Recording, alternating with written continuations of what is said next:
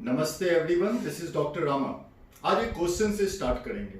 We will try to understand today कि हमें expectation करना चाहिए कि नहीं। क्या ये बात सही है कि हम सिर्फ कर्म करते जाए, यानी कि काम करते जाए और एक्सपेक्टेशन ना करें, जैसे कि एक्सपेक्टेशन कोई पाप हो, या फिर कोई काम नहीं करे लेकिन एक्सपेक्टेशन पूरा करे, तो जैसे कि एक्सपेक्टेशन कोई वरदान हो।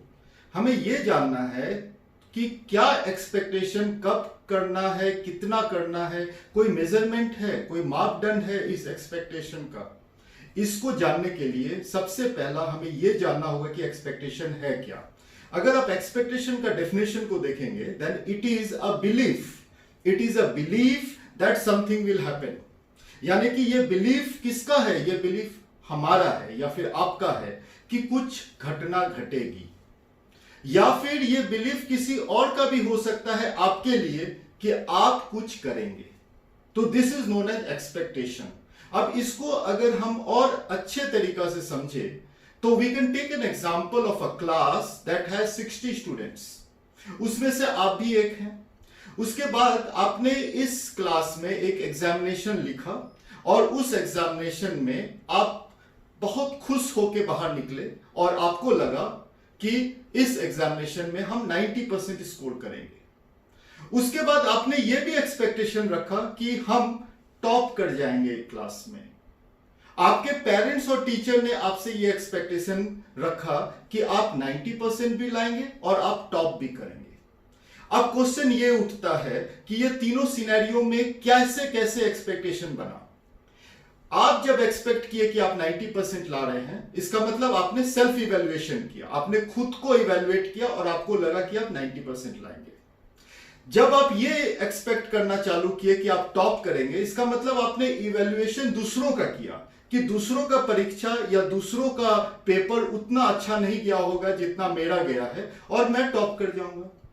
पेरेंट्स और टीचर आपसे एक्सपेक्टेशन इसलिए बनाया क्योंकि आपका पास्ट जो परफॉर्मेंसेस था, आपका जो पास्ट एग्जामिनेशन रिजल्ट्स था, वो हमेशा अच्छे रहे होंगे। इसीलिए टीचर्स और पेरेंट्स अपने एक्सपीरियंसेस आपके साथ जो रहा है उसके आधार पे उन्होंने आपसे एक्सपेक्टेशन बनाया। Now where the things can go wrong, the things can go wrong और the expectation can not meet your requirement when one, आपका सेल्फ इवैल्यूएशन अगर गलत हो। अगर आप अपने आप को सेल्फ इवैल्यूएट करने में ही गलती किए होंगे तो क्या आप 90% नंबर ले आइएगा, या आपका ये एक्सपेक्टेशन करना सही था? ये सेल्फ इवैल्यूएशन में कभी कभी हम लोग चीट करते हैं अपने आप को ही, या फिर हम लोग इग्नोरेंट रहते हैं अपने गलतियों का, या फिर हम लोग बेनिफिट ऑफ डाउट ले लेते हैं और एक्सपेक्ट करने लगते हैं कि अच्छे नंबर आएंगे। सेकंड, जो आपने ये एक्सपेक्ट किया कि आप टॉप करेंगे, क्या आपका इवैल्यूएशन दूसरों के प्रति सही था? क्या आपका एक्सपीरियंसेस सभी स्टूडेंट्स के प्रति सही था, जिसमें आपको ये लगा कि वो लोग आज आपसे खराब पेपर लिखे हैं और वो लोग आपको बीट नहीं कर पाएंगे? This is second point. And the third point is, parents और टीचर्स जो एक्सपेक्ट कर रहे हैं आपसे, उनको यह भी समझना चाहिए कि expectation is a timed event. एक टाइम में एक एक्सपेक्टेशन होता है। आप सचिन तेंदुलकर से भी एक्सपेक्ट करते हैं कि वो हमेशा अच्छा खेलेगा, लेकिन क्या वो खेल पाता है? नहीं। आपका एक्सपेक्टेशन में वो हमेशा खरा नहीं उतरेगा, even though his past performances are very good, because that particular day is a timed event and at that time the expectation might not meet. Therefore, what should we do? We can, number one, start increasing the process of self evaluation.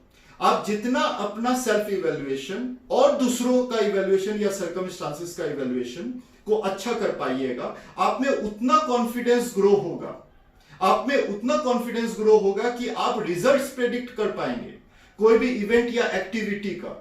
तब आपको expect करने का जरूरत नहीं होगा, आपका result already आपको known होगा।